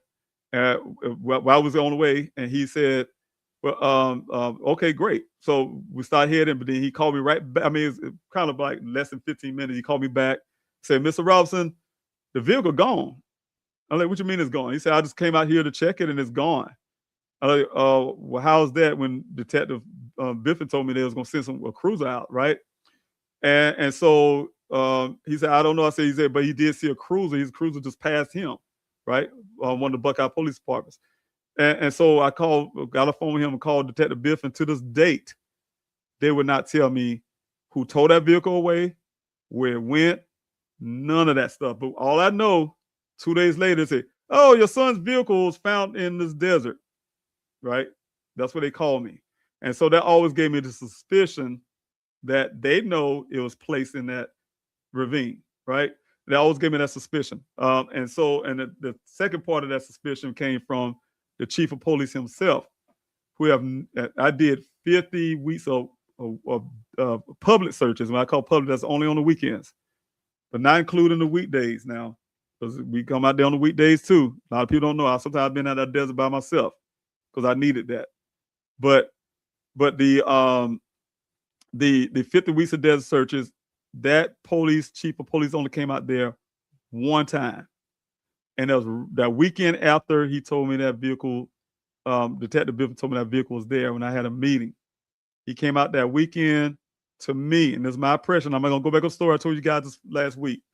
But what he did when he ignored me and my daughter who was at that search, and he wanted everybody who was at my search to follow him over that hill.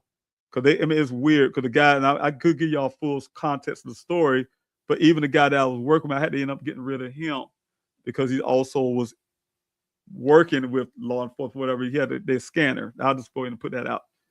and I caught him. For whatever reason, Buckeye needed to know everything I was doing in that desert. And so when they when that guy showed up that used to work for me, he had the Chief Hall with him.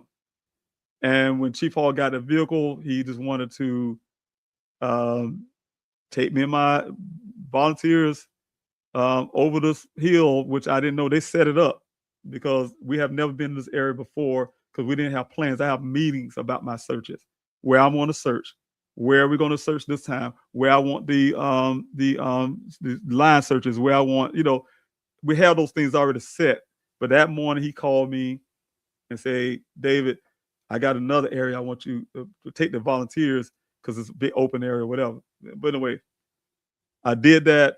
And lo and behold, it's right there. We was right there where the vehicle was found. And I didn't even know it. We were standing there waiting on him and Chief Hall, evidently.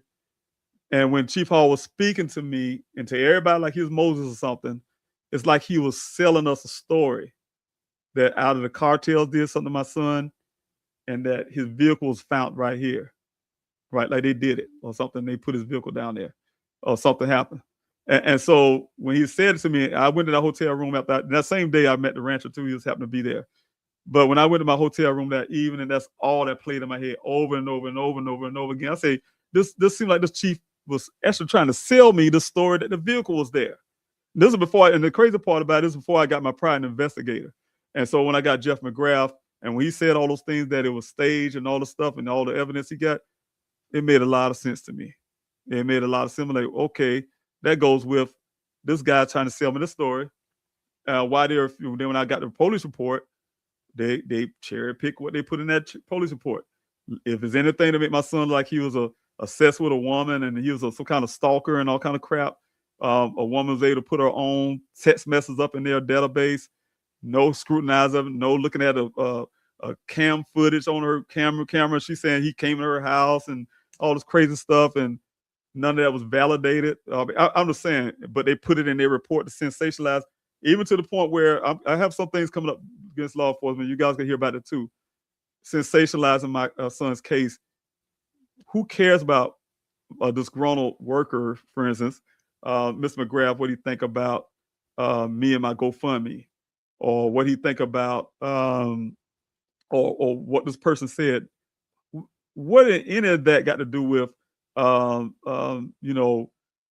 son being found from law enforcement? So when I see things like that in a police report, it's like, okay, are y'all trying to sensationalize my son to get people to have the idea like, oh, he just some lost dude and we just need to move on type stuff or whatever the case may be? No, that's what I fight so hard for. You guys, you don't know I fight so hard. And people say they think I'm anti-police, but I'm not. I'm just this is my son we were talking about, first of all. So I'm anti anybody doing anything that's going to hurt my family, me, mine, or any family from that fact. But definitely my son, I have to look out for him first. And, to see these things was happening. Yeah, that's why I have the feelings I have about law enforcement. When I say, I'll say it like this. I went to a meeting with the mayor of Tempe, Mayor Woods. I had Chief Glover at the time. He's the police chief of Tempe Police, and Chief Anderson. Very good officer. Me and Chief Anderson spent many days eating lunch together, right? I even went to Attorney General Brown, who works for the U.S. Attorney General's office. Eat many times with these guys talking about Dan's case on lunch break and stuff like that. I've done a lot. So like I said, I'm far from being anti-police. What I'm saying is when I say that to them and I say, oh, law enforcement, I laugh because I remember Chief Anderson was saying to me, he said, can you be specific, when you say stuff like that? So I had to keep reminding myself to say Buckeye Police Department, and not law enforcement, because when I say it that way, people thinking I'm talking about all law enforcement. No, one in my son's case who have not done the job, who is not doing the job. So my friend, he's a former law enforcement. I talked to some in Charlotte, North Carolina. You know how many times I get calls from officers all across the country who's apologizing for what Buckeye done, but then you find some of these ones who are like the FBI of Phoenix FBI field office, who are glorified police officers, what I call them, who threatened me when I came to find information about what they was looking into my son's case in their security office or whatever, and and not doing anything in my son's case. So what I'm saying is, and then you have people who outside look at Buckeye, what they say on paper versus what actually happens on the ground, what's actually happening in reality, because they wrote it. That means it's true. I get offended. I get offended because my son is still missing. He's still missing, and I know that the job that they claim they did, I did it, but they take the credit for it. And so the thing is, it's offensive. But anyway, sorry, I digress because I get a little uptight about it. But Linda, thanks so much for being here again. I didn't think whatever happened was in the desert. I think that is what they want you to think, and I agree with you on that. I really believe, and I strongly believe that from other information that we are, again, I have a gentleman I'm working with right now. We're pairing some things up, and I'm really impressed with some of the things he found. Because it goes with my own investigation. When I say my own personal investigation, all the evidence I still have, things that haven't been released to the public yet. And when you say that, I have really strong evidence or belief that, yeah, the whole staging part of it, the whole dressing, the dressing of the whole event, all of that plays a part. I even have I promised someone I wasn't going to mention this in public, and I'm not, but I even have some parts that dealing with attorney issues and things like that I want to talk about. I'm not putting it out yet because I still have an investigation going on. But some people who have to pay need to pay. I don't care if you're law enforcement or not. So the thing is, there's a lot of stuff that need to be looked into, but they may feel like they got me out of Arizona because I'm not a rich guy. I'm just a retired military dude living off of military retirement, and they know funding for me is limited. I'm not gonna be in their face. They probably say, "Whoo, that dude's gone. He got the heat. We got the heat off of Buckeye Police Department now." Whatever they're thinking, but I'm still here. I'm still fighting in my own way. They still hear my phone call. They still get whatever. And I will be back up there to put some heat on behind. I remember Chief Anderson, back when I first got, he said, "Man, your name is out here in the streets." That type thing in Arizona. They know who I am. And when I get back out there again, they'll know what happened. So hello, David. I look forward to the day when Daniel is found. Remain encouraged. Yes. And know that we support your efforts. Send him in the prayers up for Daniel. Thanks so much. And I'll say this real quick before I jump on this real quick. I have to really share this with you all. These families, it's really important to share their stories. I'm saying this. God bless me that I like to say whenever you're going through a hard time, like having a missing loved one, right? And I hope people understand when I say this. You kind of God can make, sometimes good things come out of tragedy, right? Because, like I said, had Daniel not gone missing, I would have never known about 600,000 Americans go missing, 3,000 Americans a day, and over 2,000 children. 40% of all missing cases are people of color. Though we make up only 13 or 14% of the population. Those kind of indigenous Americans that go missing, especially women and children at higher rates, rather because of rape and all kind of stuff that goes on the reservations. I would have never known all this stuff, right? And what I'm saying is, I remember when I was in the desert, and I'm saying it this way because this world is so polarized, and so there's some hateful elements out there and all that stuff, right? And we all on this one big ball that's floating in the middle of nowhere in space. But this thing is, as a black man, right, going out in this desert, and I remember, oh man, like 200 people, right? And you have all these people who just came out to help. I mean, it's crazy. It's crazy. It runs. Sometimes I think about it all the time. Even when I was doing the flyer distribution, when I had this thought, I need to get these flyers out here, right? And I built it. I got all these flyers, spent money on these flyers, and I put it in my truck in my car. And I put it out on social media. I was gonna have it, and y'all meet me behind Walgreens on I forgot the name of the road now. And I got out there, the parking lot seemed like it was empty. I'm like, oh my God, I do this for nothing. But I took it in faith because I'm a faith man. So y'all hear me use the word faith a lot. My life is all about faith. So by faith, I took all the flyers out the trunk, took them out of my back seat, and I sat on top of the back of my vehicle. And when I went to go reach for something else inside my vehicle, I heard a voice say, "There, Mr. Robinson, right there," something out of it. And there was a lot of people like coming out to get them flyers, right? So that was my flyer distribution, first distribution. But then it was, like I said, this desert searches, all those people that came out over 200 deep sometimes, right?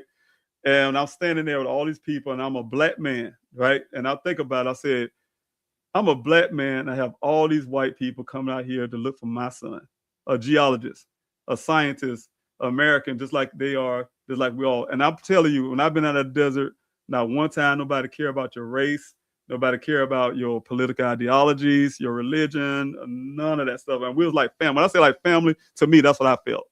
Because anytime somebody come out there on a Saturday, and on the weekdays too, but we're not talking about those, but come out there and spend your own gas money, your own time. And the desert is a risky place.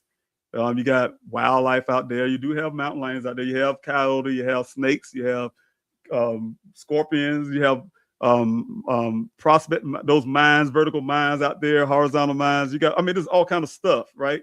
Hazardous stuff, right? And but you speaking of time, and then you got the heat. You got the heat in the summer, 118 degrees, and yet these people's out there. They was out there like the search was on until 11 o'clock, trying to get people out before noon, before it get too hot. And shoot, we was out there sometimes before I did the city stuff more so. We was out there at 4 o'clock in the afternoon, sometimes, on a rescue mission for Daniel. So, and then when you talk to people, you get to know them. We all like family. We see each other every week. And then you start sharing stuff. And a lot of people that was out there, a couple of them, had missing loved ones of their own, but it's out there helping me search for my son. So, so what I'm saying is, it helped me learn a lot, right? It made me learn a lot about people, about things. And so it also helped me become an advocate to try to help other people too. So I had to share myself too.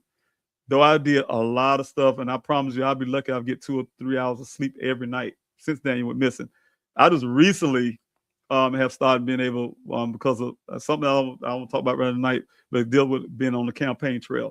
Recently, I had someone that gave me an opportunity to be able to sleep more than 6 hours, right? And so I remember feeling that way out there in that desert. And I try to do everything I can. So that's why I started saying, you know what, I'm advocating not just for my son, because Daniel would have it no other way either. And that's the reason why I pushed to get this Daniel Robinson Foundation. That's why I pushed to do, despite how tired I was and how much I didn't do nothing for myself. I remember my team was always asking me, I like being around water. Everybody know it. It's kind of fun. I laugh because Daniel always wanted me in Arizona. And I like, man, Arizona does not have enough water for me. I like the beaches. I'm just a beach guy.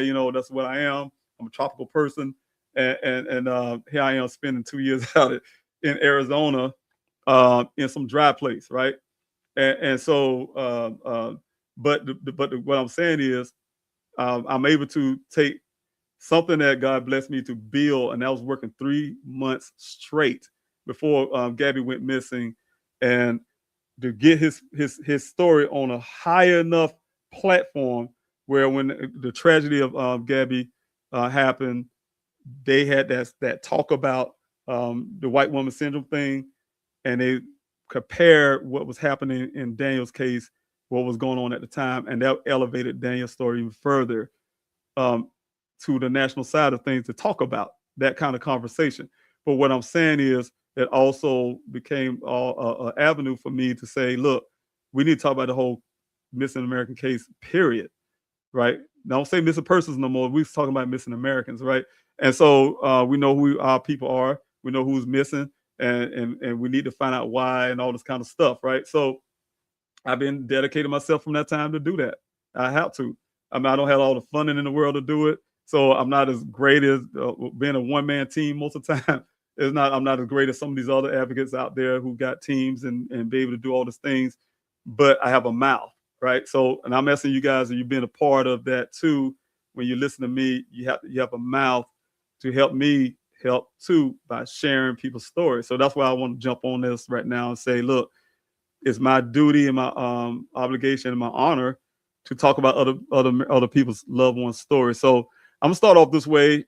I'm gonna put this case on, and then I'm gonna go to the next case, and then we can talk about it. So thank you so much, everyone. And just please hang in there with me just a little while longer. Thank you so much.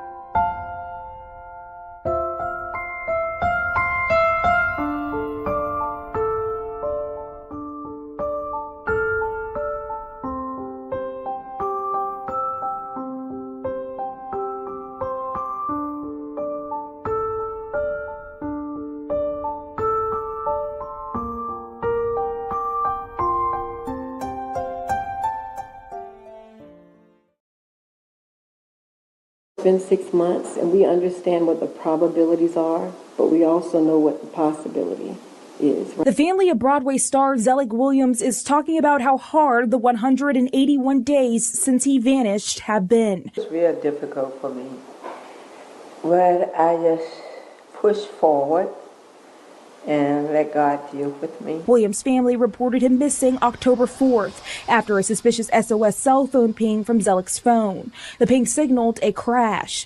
Richland County deputies later found his car at the Palmetto Trailhead just off of Bluff Road, not far from his home.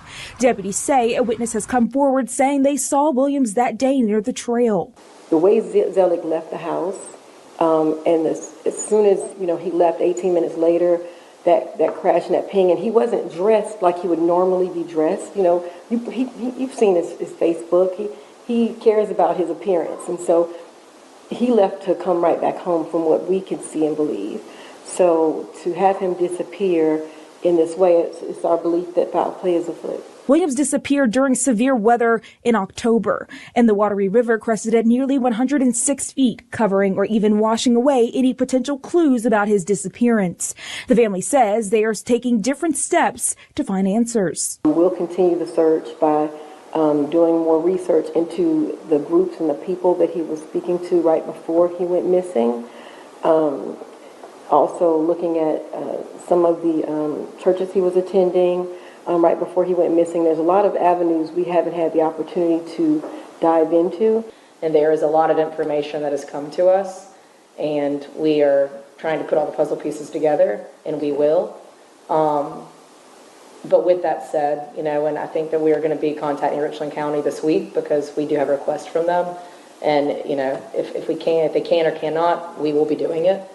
And that no one's going to stop us on that. We have requested an interview with the lead investigator on the case since the Richland County Sheriff's Department addressed the case in a news conference back in October. No questions were taken at the time of the conference, and since there have been very few details released.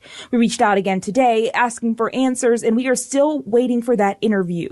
According to the Williams family, there will be new searches in new areas starting in May, and they are asking anyone who wants to join in to join them. In Columbia, Sharia Adams, Watch Fox News. Yeah, so thank you so much for watching that with me. Again, that's what I wanted to make sure that we talk about, not just Daniel's story, but there's so many families who actually are suffering right now. I know Zelig Williams family, very wonderful people, God-loving people, and the fortunate story of Zelig going missing in the prime of his life, doing some wonderful things in Broadway, You guys know, you probably heard the story, but one thing is really ironic to me is that we have people here in South Carolina. Like I said before, at one point I did not know that so many people go missing in this country, but yet we have, just like here in South Carolina, we have over 281 people as of February this year that have been missing in our state. Right, that's just South Carolina. Imagine some of these other states, like I said, that was, when I say in February, that was in February, and the numbers always go up and it never goes down. Just to have people missing, like I said, in those rapid rates, and that's right here in Columbia, South Carolina, like I said, rapid rates is really problematic. But Zelig, he's 28 years of age, of course, black male, light complexion, he's 6 feet tall. He's 150 pounds. He has black hair. The length of his hair is very short. You can see the picture here. He's been last seen on October the 3rd of 2024, around 9:50 a.m. Zelig Williams is 28, again, 28 years old, a male Broadway dancer. He has been missing since October the 3rd, 2024. He was last seen around 9:50. There's a time I wanted to put in. Leaving his home on the 400 block of Longwood Road in Columbia, South Carolina.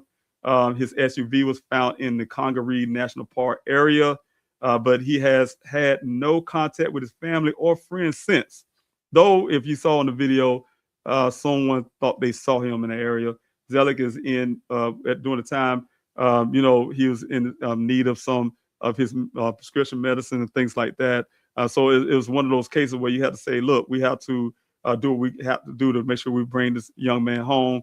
I remember when I first met the family, I went out to one of the searches and met the family. It was so reminiscent of what happened with Daniel. We out there as a family, out there had to go through those wooded areas. We had to go through a little swamp area. They had some little duck little areas, I guess where wild geese and things like that. But that whole area was saturated with places of waterways, you could say, in a sense. We made it up to a railroad track where it just goes on, right? And it's not like woods here in South Carolina. It's different from out there in the desert. It's wide open, but the woods is very intense because there's a lot of places that can be hidden. You can't, I'm serious. It takes a lot. It takes a lot of people to actually search a ground like that. So my heart goes out to the family. And I just want to say really quick too, is if you have any information, you need to reach out to the Richland County Sheriff's Office.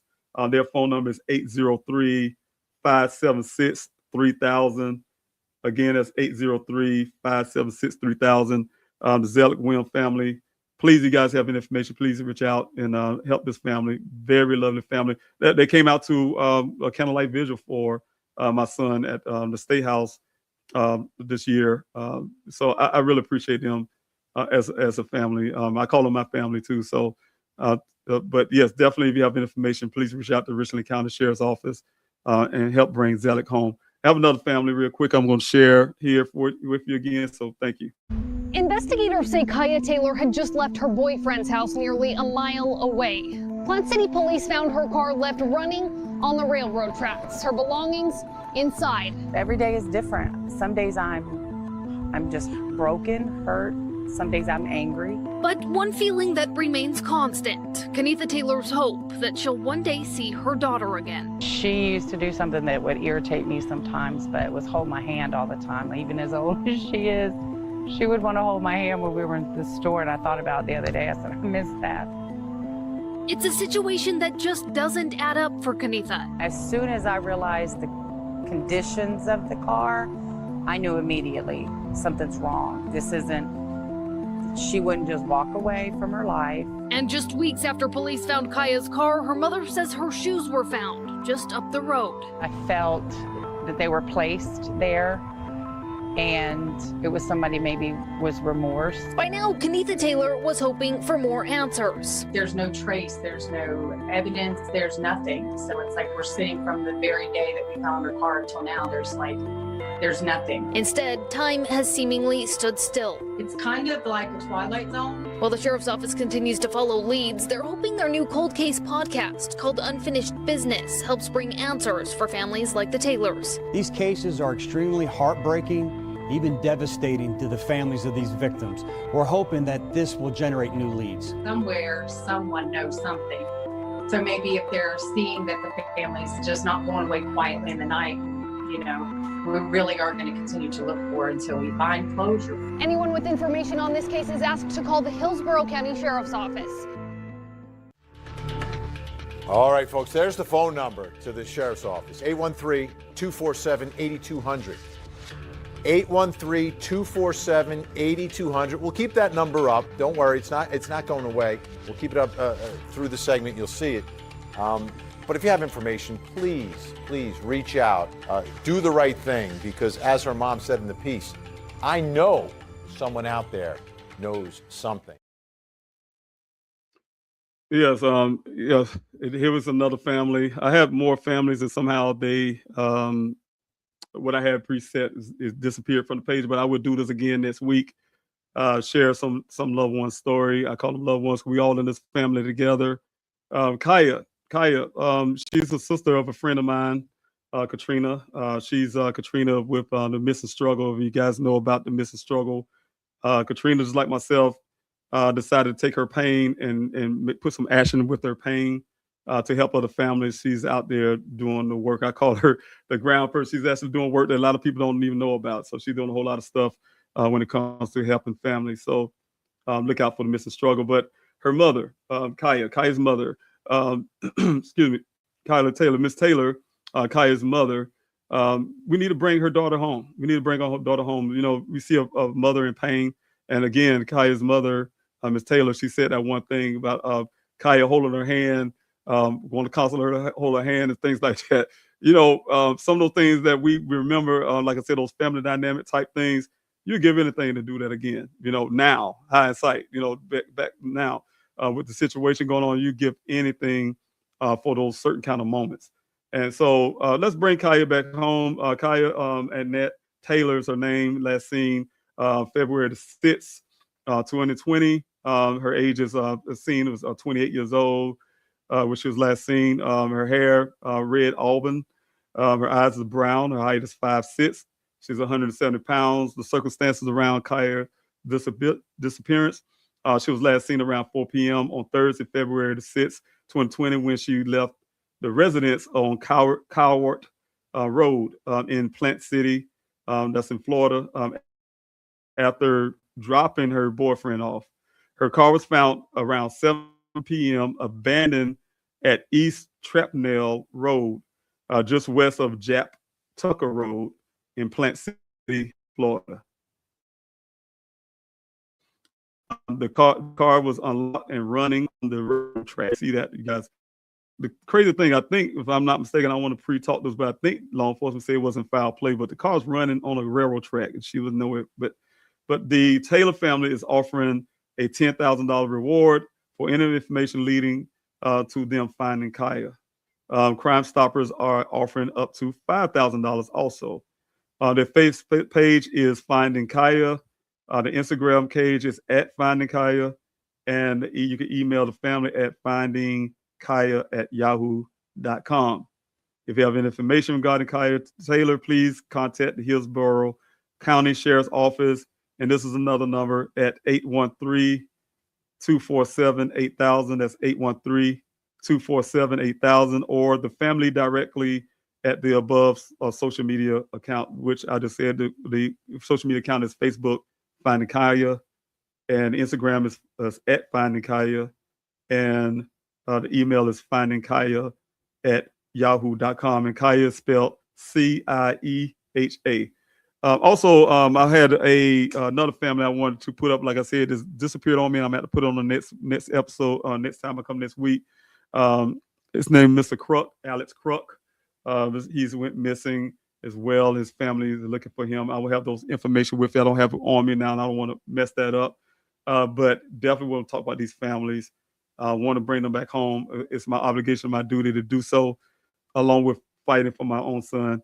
And if you guys, please, if you hear anything on anything I'm doing, please share. please share. And that's all families ask for, is to share a story, because that goes a long way. Long way. Believe it or not, it goes a long way.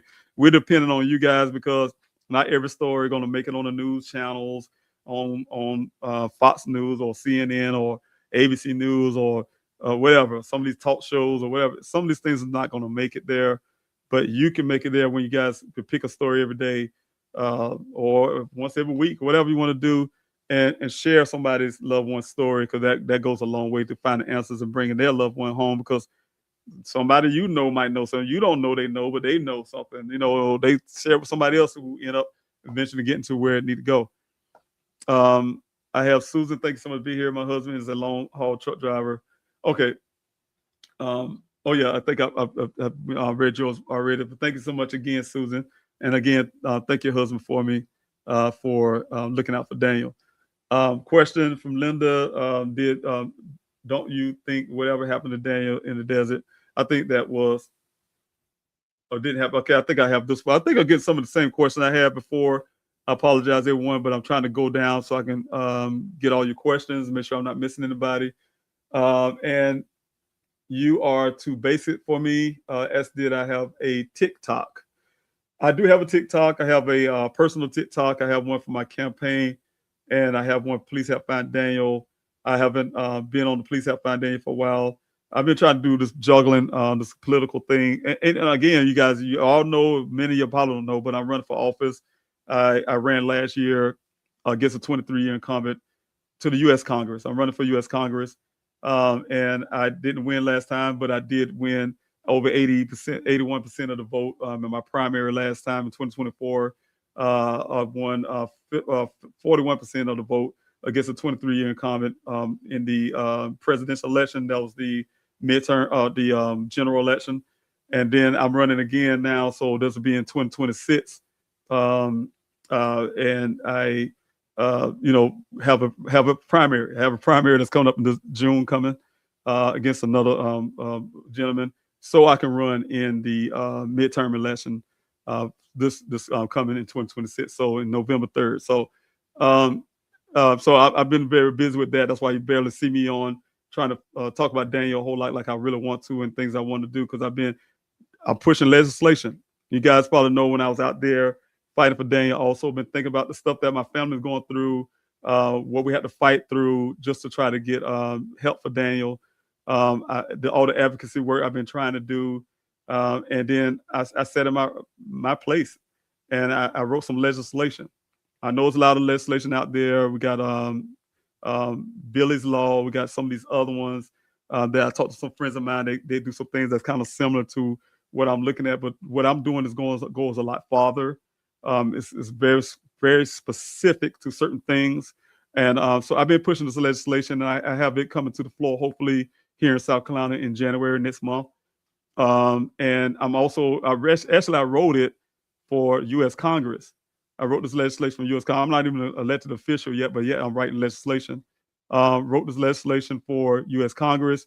I decided to run for U.S. Congress because I want to fight for missing Americans, to get this stuff pushed.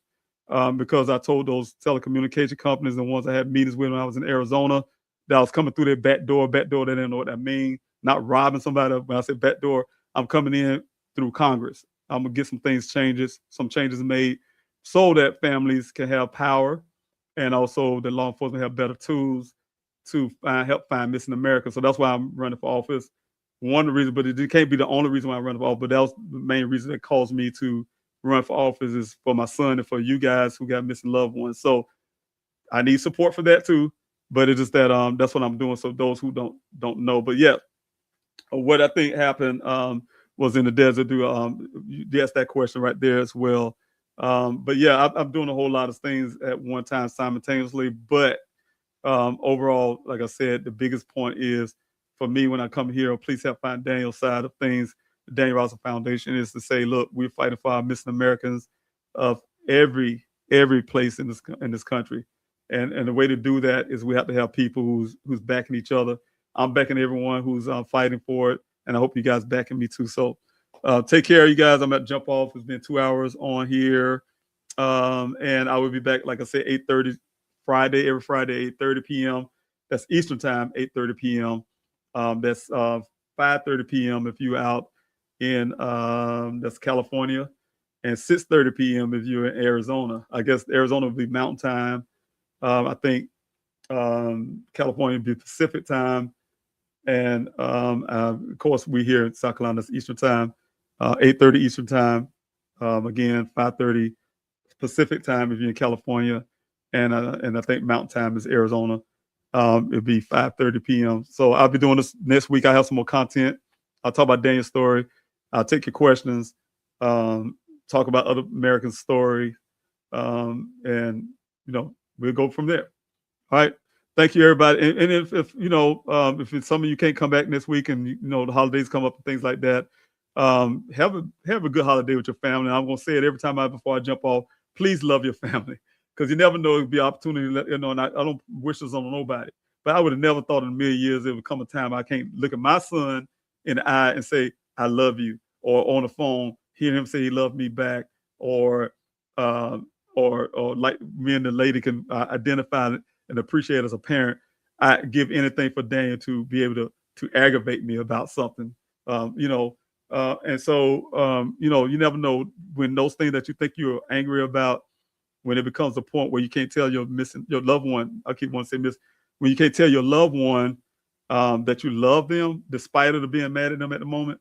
That become a problem, because you never know, you might not be able to do it again. So I always like to say, even if you have like a disagreement, you can easily say, hey, look, I love you, but I just can't talk to you right now. But at least they know you love them, right? I just can't talk right now. I need to get over this, or whatever the case may be. But please, you guys, please spend all the time you can with your families through the holidays. Like I say, holidays are meant for different people, have different reasons for the holiday. Some don't celebrate, some do. But ultimately, I'm sure the country kind of shut down. So I'm sure most of us have time off to spend with our family. So take that little time off, whether you call it a federal holiday, or you call it Christmas, or you call it whatever. Take some time off with your family if you can. So, all right. Take care of yourself, and I will talk to you guys next time. So take care. All right, see you then.